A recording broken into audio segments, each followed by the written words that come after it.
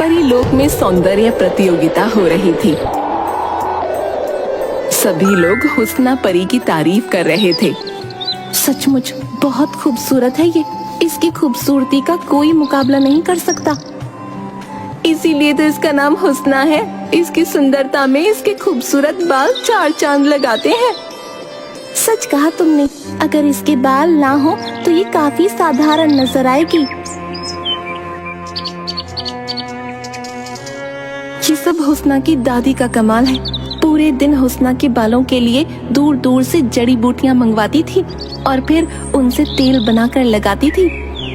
सच कहा, हुस्ना को तो उनके पैर धोने चाहिए, वरना उसे कोई नहीं जानता। हुस्ना ये सब सुन रही थी। सुंदरता के घमंड में उसने सोचा, दादी परी के कारण ये लोग मुझे कम महत्व देंगे, उनसे छुटकारा पाना ही होगा। तभी महारानी ने सौंदर्य प्रतियोगिता का परिणाम बताते हुए हुस्ना को बुलाया।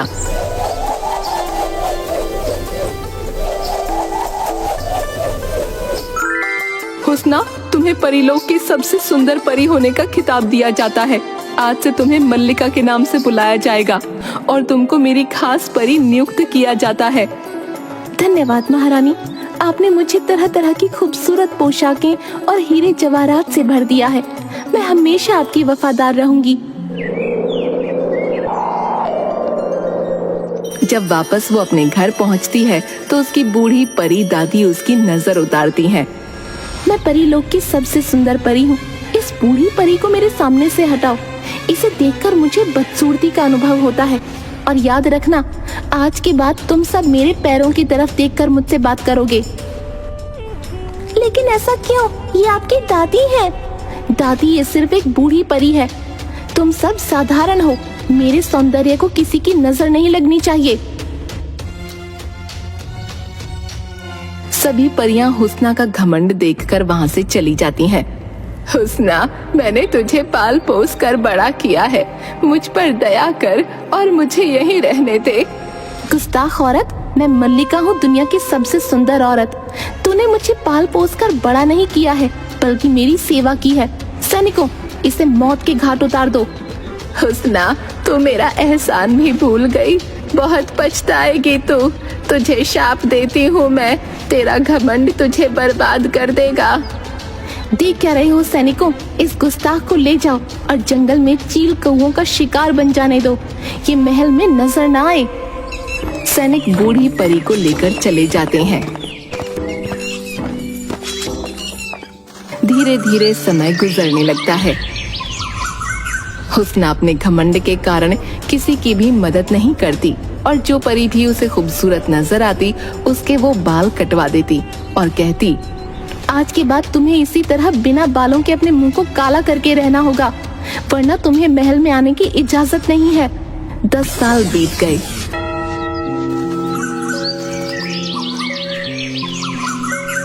एक दिन जब वो शीशे के सामने खड़ी होकर आईना देख रही होती है, हे भगवान, मेरे बाल धीरे धीरे कम होते जा रहे हैं। आंखों की चमक खत्म हो गई है। अब मुझ में पहले जैसा आकर्षण नहीं रहा। हुस्ना सोचती है, अब मेरी मदद सिर्फ काली परी ही कर सकती है। उसको संदेशा भिजवाना होगा। वो एक कबूतर के पैर में काली परी को बुलाने का संदेशा बांधकर भेज देती है।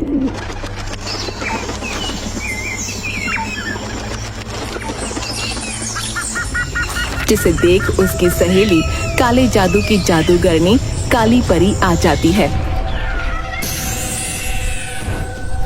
हुस्ना, धीरे धीरे उम्र के साथ तेरी सुंदरता नष्ट होने लगेगी। अपनी सुंदरता को बचाने के लिए तुझे काले जादू का सहारा लेना होगा। मुझे तेरी मदद चाहिए। मैं तेरी जादुई शक्तियों से अपने सौंदर्य को बरकरार रखूंगी। ठीक है, पर इसका सिर्फ एक ही इलाज है। तू जल्दी से जल्दी अपने लिए किसी खूबसूरत औरत का इंतजाम कर।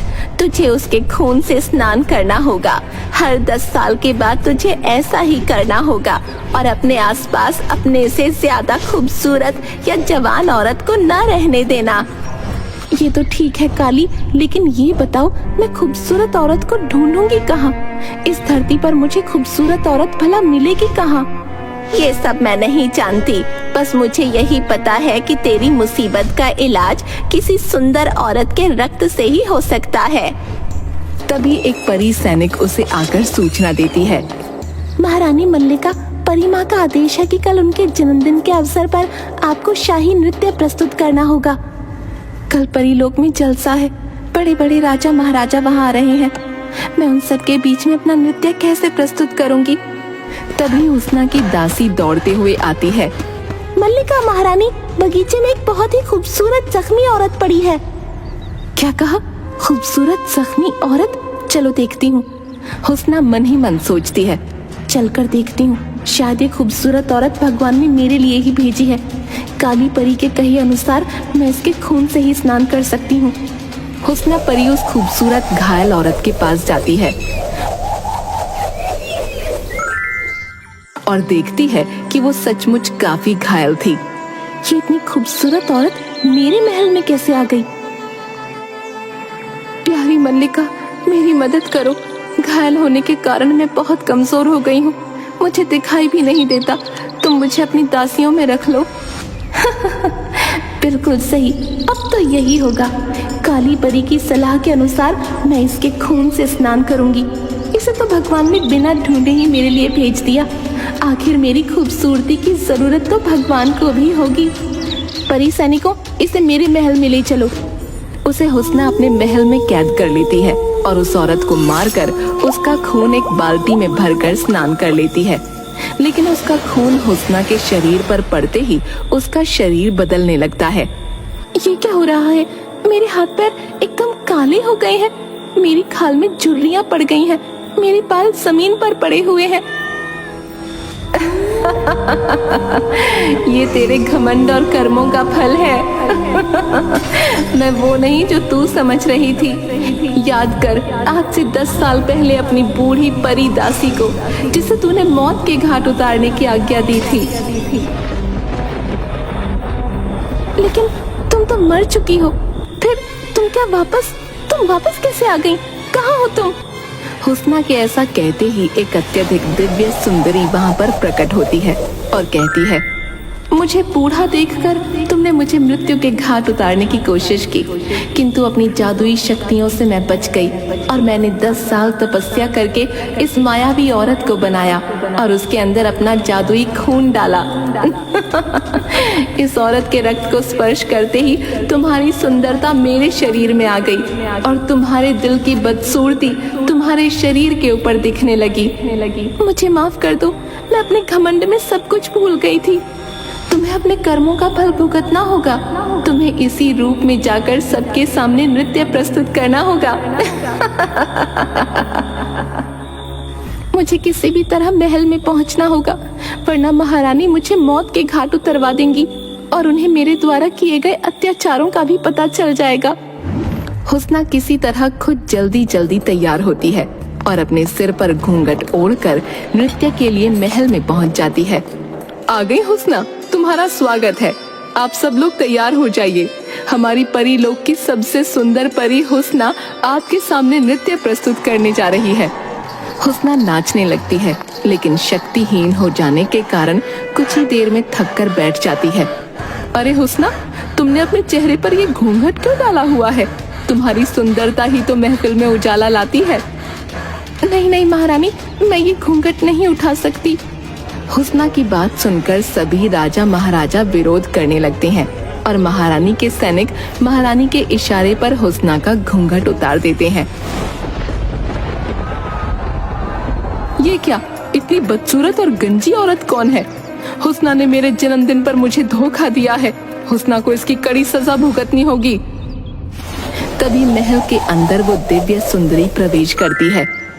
अनुपम, अनुपम, इतना निराला सौंदर्य हमने कभी नहीं देखा। ये सुनहरे बालों वाली खूबसूरत परी, तुम कौन हो? महारानी, आपके जन्मदिन के अवसर पर मैं नृत्य पेश करना चाहती हूँ। काली कलूटी और गंजी हुस्ना को कैद कर लिया जाता है और जब से सुंदरी नृत्य करने लगती है, सभी लोग तालियां बजाने लगते हैं। हम तुम्हारे नृत्य से बहुत खुश हैं और आज से तुम्हें राज्य सुंदरी घोषित करते हैं। बोलो, तुम्हें क्या चाहिए? महारानी, मैं चाहती हूँ कि हुस्ना की सभी दासियों को महल में बुलाया जाए। सभी दासियां अपने गंजे सर और काले चेहरे लेकर दरबार में आती हैं। ये मैं क्या देख रही हूँ? मेरे राज्य की परियों के साथ इतना क्रूर व्यवहार! तुम्हें ऐसा करने के लिए किसने कहा? महारानी, हुस्ना नहीं चाहती थी कि महल में कोई भी उससे ज्यादा जवान या खूबसूरत नजर आए, इसलिए हमें ऐसा रहने की आज्ञा थी। लेकिन कहाँ चली गई है वो? नजर क्यों नहीं आती? आपने जिस कुरूप औरत को कैद किया है वही हुस्ना है महारानी। अपने सौंदर्य को बरकरार रखने के लिए उसने मेरे द्वारा बनाई गई मायावी औरत के रक्त से स्नान किया, जिसके कारण वो कुरूप हो गई। मुझसे बहुत बड़ी भूल हुई। मैंने शारीरिक सुंदरता को मन की सुंदरता से ज्यादा समझा। आज से हुस्ना को महल के बाहर बने अजायब घर में इसी रूप में रहना होगा, ताकि परिलोक में सभी को घमंड करने का नतीजा समझ में आ जाए। महारानी, मैं हुस्ना को ठीक कर सकती हूँ। अगर हुस्ना की कोई भी दासी उसके लिए अपना यौवन और रूप बलिदान करना चाहे तो मैं हुस्ना को वापस उसके रूप में ले आऊंगी। पर हुस्ना ने अपनी सभी दासियों के साथ इतना बुरा व्यवहार किया होता है कि सभी ऐसा करने से इनकार कर देती हैं। हुस्ना को अपनी गलती समझ में आ जाती है, लेकिन अब वो कुछ न कर सकती थी।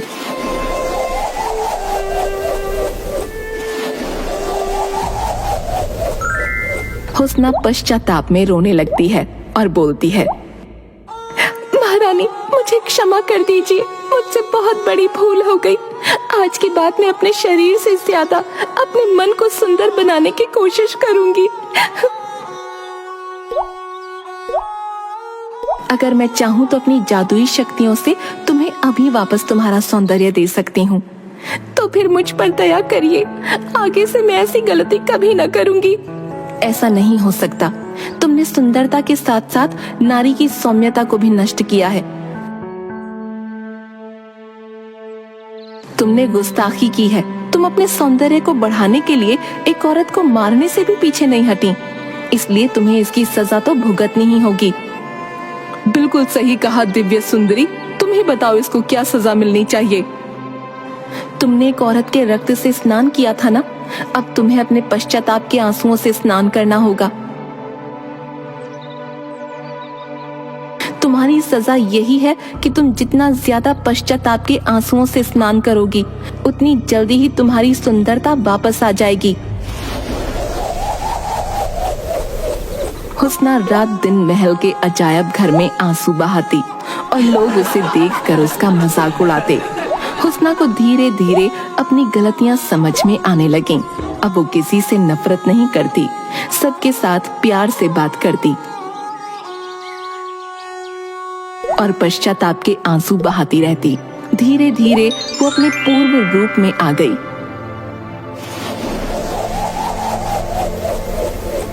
और वहां रानी ने उसे क्षमा कर दिया। इसके बाद उसने कभी घमंड नहीं किया और दिव्य परी ने उसको और भी खूबसूरत बना दिया। सभी परीलोक में खुशी खुशी रहने लगे।